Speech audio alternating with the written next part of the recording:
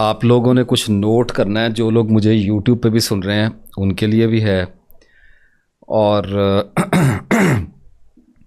YouTube पे question आया था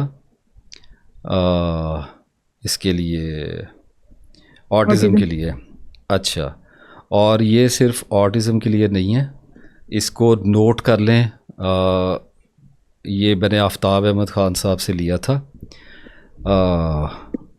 एक नुस्खा है, और ये सिर्फ ऑटिज़म के लिए नहीं है, ये जिस बंदे को डिप्रेशन है, टेंशन है, एंग्जाइटी है, कोई भी जहनी दबाव का मसला है, नींद नहीं आती है, हाथ पांव कांपते हैं, धड़कन दिल की तेज़ रहती है, पसीने आते हैं, उसको खौफ आते हैं, काम नहीं किया जाता है, ADHD का मसला है, OCD का मसला है, सबके लिए बहुत ज़्यादा त्रियाक है, अल्लाह के फ़ज़ल से अपना काम करेगा। इसको नोट कर लें और पूरे गौर से मेरी बात सुनिएगा, इसमें गलती नहीं होनी चाहिए। अब आपने करना ये है कि यानी इसमें मैं आपको साथ साथ गाइड करता जाऊंगा कि ऑटिज़म के बच्चों को क्या करवाना है, और बाकी रेस्ट ऑफ दी जो नुस्खा है वो tension, depression, anxiety, OCD, bipolar, सभी के लिए ये होगा। अच्छा, ये है कि खशखास आप लोगों ने लेनी है 5 टेबल स्पून, और खशखास के बारे में ये है कि पीली नहीं होनी चाहिए, मैली नहीं होनी चाहिए, वाइट होनी चाहिए। अगर पीली ज़्यादा होगी तो उसकी वजह से कुछ नशावर असरात ज़्यादा हो सकते हैं, ड्राउजीनेस ज़्यादा कर सकती है। वाइट होनी चाहिए, खिला हुआ रंग होना चाहिए उसका, और उसके साथ होगी सौंफ 5 टेबल स्पून। ये मैं खशखास 5 टेबल स्पून, सौंफ 5 टेबल स्पून, और उसके बाद अलसी है 5 टेबल स्पून, और काली मिर्च होगी 21 दाने, मोटे दाने, साफ़ दाने होने चाहिए काली मिर्च के, 21 गिन के दाने ले लें, और सब्ज़ इलायची 5 दाने।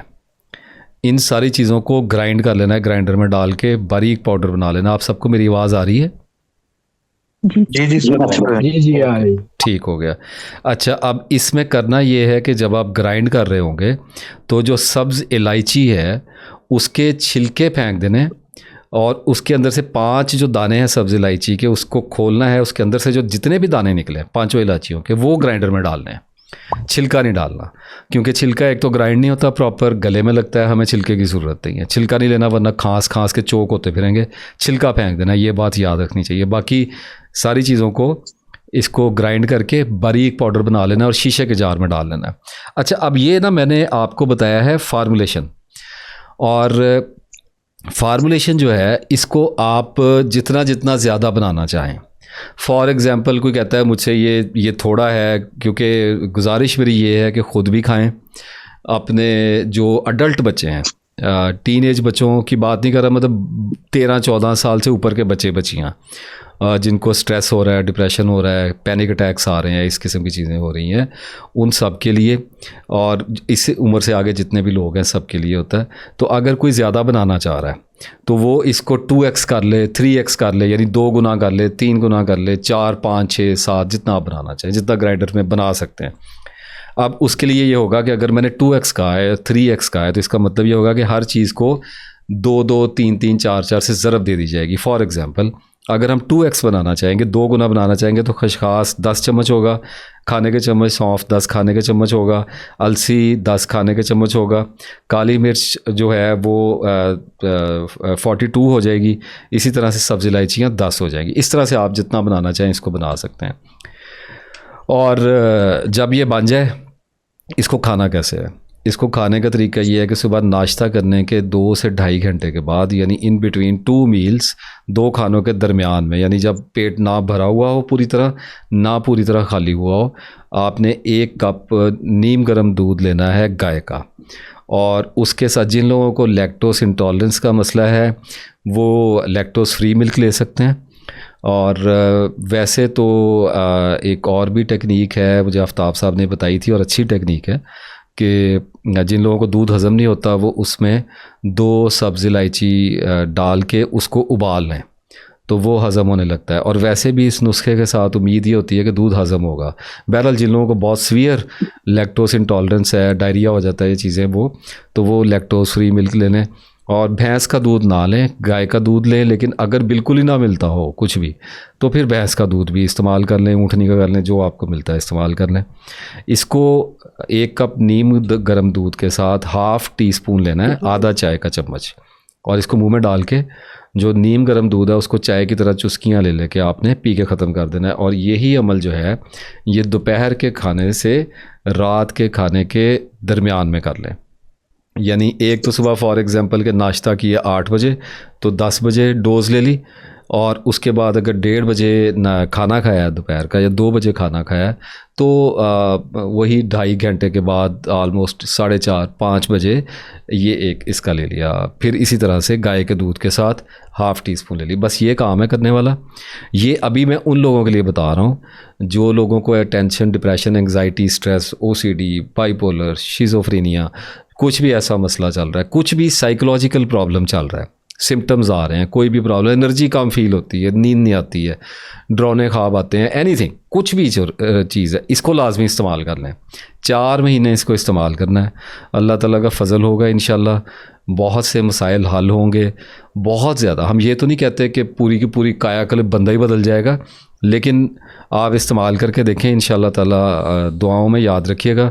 मेरे पास अमानत पड़ी हुई थी, मैंने सोचा कि अभी ऑटिज़म का कोई पूछ रहे थे तो मैंने कहा शेयर कर दूं। अब जो ऑटिज़म वाले बच्चे हैं वो सेम इसी तरह से जो बच्चे थोड़े बड़े हो गए हैं उनको इस्तेमाल करवाएं, और वही मतलब नाश्ते और खाने के दरमियान में प्रोसेस यही रहेगा जो बाकी लोगों ने इस्तेमाल करना है, प्रोसेस उनका भी यही रहेगा।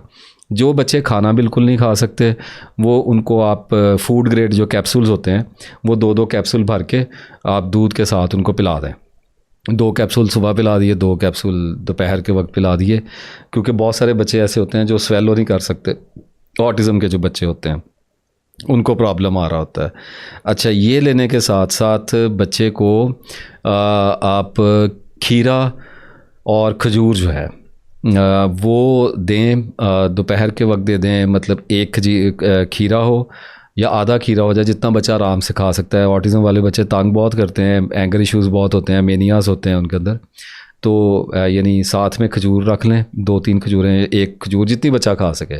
उसमें कोई क्वांटिटी नहीं होगी, 1 टुकड़ा खजूर का खिला दिया या आधी खजूर खिला दी, और उसके बाद थोड़ा सा 1 टुकड़ा खीरे का कटा हुआ वो बच्चे को खिला दिया।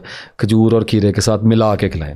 अब जितना बच्चा खा सकता है, अगर 2-3 खजूरें खा सकता है 2-3 खिला दें, मुश्किल से 1 खाता है 1 खिला दें। बकरे का कीमा जो है वो हाथ से कुटा हुआ, मशीन वाला नहीं, हाथ से कुटा हुआ कीमा, क्योंकि जो मशीन वाला बारीक कीमा होता है उसमें गोश्त के सेल्स कट जाते हैं, और हाथ से कुटा हुआ मोटा कीमा जो होता है उसको जो है वो उसकी कोई शामी बना के रख लें, कबाब बना के रख लें, आलू मटर कीमा। तो बच्चे को हर रोज़ बेशक 2-2, 3-3 नवाले से ही रोज़ की 1 टिक्की खिला दी, किसी दिन कबाब खिला दिया, किसी दिन सैंडविच में डाल के दे दिया, किसी दिन रोटी के साथ आलू मटर कीमा या ऐसी कोई चीज़ के साथ बच्चे को मटन का कीमा जो है वो खिलाना शुरू करें।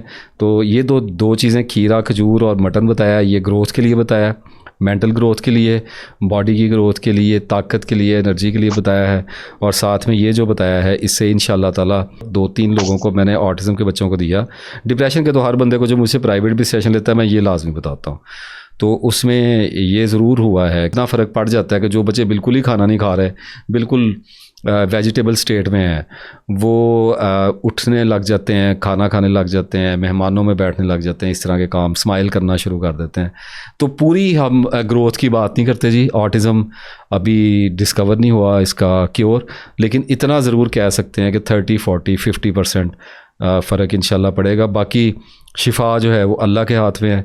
मेरे ज़िम्मे जो था फ़र्ज़ मैंने वो अदा कर दिया है। मैं बिल्कुल शेयर करने का नहीं कहता, फ़र्स्ट टाइम कह रहा हूँ कि इस क्लिप को प्लीज़ इसको शेयर करें, इसको लोगों तक पहुँचाएँ, डिप्रेशन वाले लोगों तक पहुँचाएँ, घरों में मसाइल चल रहे हैं ये लोगों तक पहुँचाएँ, जिनके माँ बाप बहुत गुस्सा करते हैं, परेशान रहते हैं, सेंसिटिविटी बहुत ज़्यादा है, बीमार रहते हैं। वो ये खशास वाला जो नुस्खा मैंने बताया पाउडर, इसको हर घर में बना के रखें और एक बार इसको 3-4 महीने इस्तेमाल करें। अब मैं छोटा सा डिस्क्लेमर दे दूँ कि जब इस्तेमाल करें तो 3-4 दिन अपनी बॉडी को लिसन करें। चीज़ें बड़ी नॉर्मल हैं जी, कोई मैंने इसमें जड़ी बूटियाँ नहीं हैं, कुछ नहीं है, ऐसी चीज़ नहीं है। खसखस है, सौंफ है, अलसी है, काली मिर्च और सब्ज़ इलायची, और कोई भी चीज़ इसमें नहीं है। लेकिन कुछ लोग बहुत ज़्यादा एक्सट्रीमली सेंसिटिव होते हैं। अगर आपको कुछ ऐसा फील हो कि मुझे तंगी हो रही है, गैसेस हो रही हैं, तो वो हो सकता है दूध की वजह से हो रही हो, और इसका मुझे कोई नॉन साइड इफ़ेक्ट मेरी नज़र में नहीं आया। बेफिक्र होकर इस्तेमाल करें, लेकिन फिर भी अपनी बॉडी के सिम्टम्स को अंडरस्टैंड करें। और जो लोग एंग्जाइटी, स्ट्रेस और डिप्रेशन वाले हैं, उनके साथ मसला ये होता है कि वो हर छोटी चीज़ को पानी पी के खड़े हो जाएंगे कि अब बॉडी क्या कर रही है। तो जो इतना सुनना है, तो मेरा ख्याल है कि 3 से 4 दिन, 1 हफ़्ता इस चीज़ की रिस्पेक्ट ना करें, पहले दवाई इस्तेमाल करें। इंशाल्लाह ताला माइंड काम डाउन होगा, नींद अच्छी आएगी, खौफ आने कम होते जाएंगे, चीज़ें बहुत ज़्यादा बेहतर हो जाएंगी, एनर्जी आने लगेगी, पैनिक अटैक्स कम हो जाएंगे चीज़ें। और जब ये सपोर्ट आपको मिल जाए तो उसके साथ फ़ौरी तौर पे अपनी ज़िंदगी पे गौर शुरू करें कि ये सब कुछ मेरे साथ क्यों हो रहा है। तस्बीह करनी शुरू करें, नमाज़ पढ़ें, कुरान पाक पढ़ें, अल्लाह ताला से मदद मांगें कि जो ये साया, ये गम की घटा आपके ऊपर छाई हुई है, अल्लाह ताला ये बादल आपसे दूर कर दे। मेरी दुआ है इंशाल्लाह अल्लाह सबको शिफा अता फरमाएगा। आमीन।